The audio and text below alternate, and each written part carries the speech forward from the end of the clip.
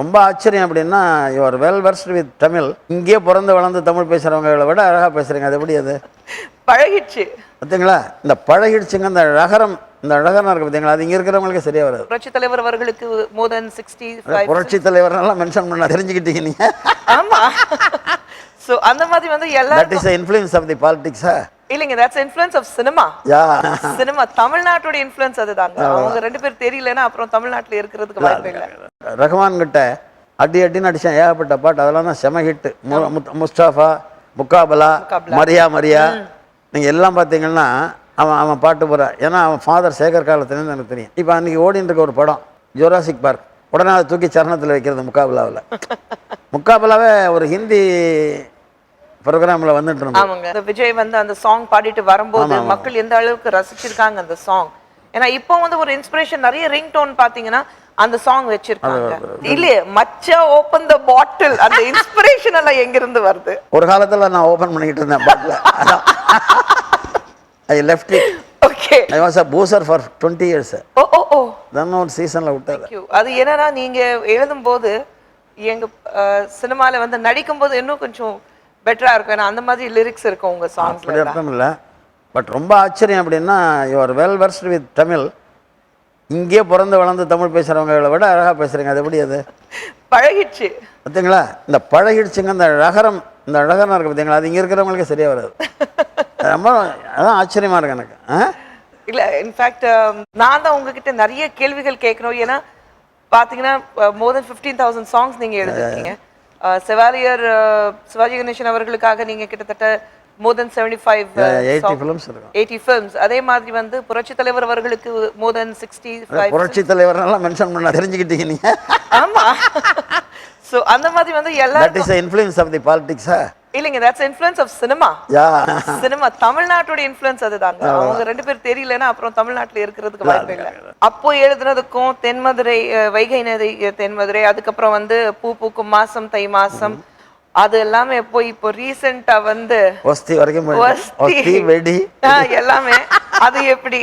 இல்ல அது எப்படின்னா ரஹ்மான் கிட்ட அடி அடின்னு அடித்தேன், ஏகப்பட்ட பாட்டு. அதெல்லாம் தான் செம ஹிட்டு.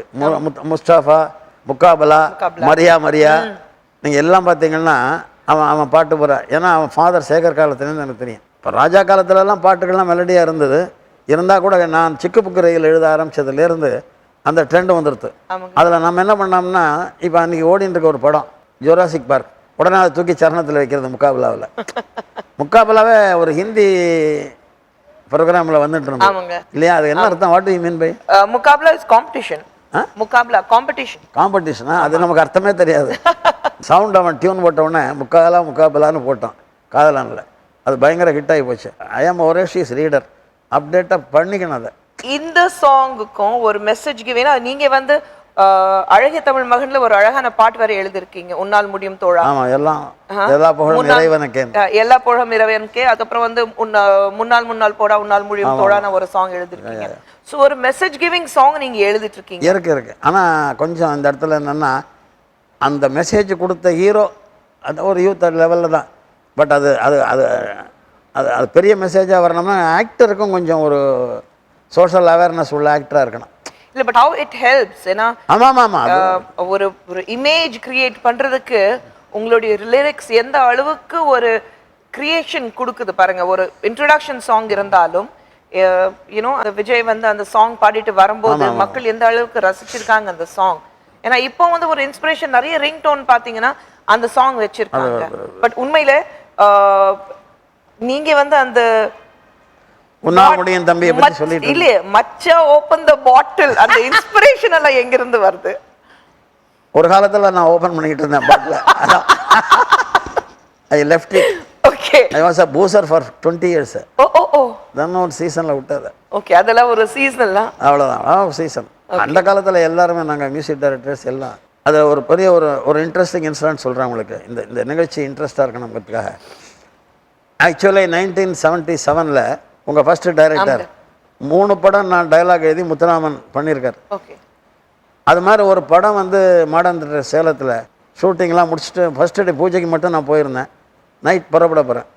எல்லாம் நான் புறப்படுறச்ச நான் இந்த இன்னும் some friends we had open the scotch. Muthuraman என்ன பண்ணார், என்னென்ன நீங்கள் இந்த மாதிரி சாப்பிட்டுக்கிட்டே கண்ணதாசனும் நீங்களும் இதே வேலையாக இருக்கா, அவர் உடம்பு கெடுத்துக்கிட்டார், நீங்களும் அப்படி இப்படின்னார்.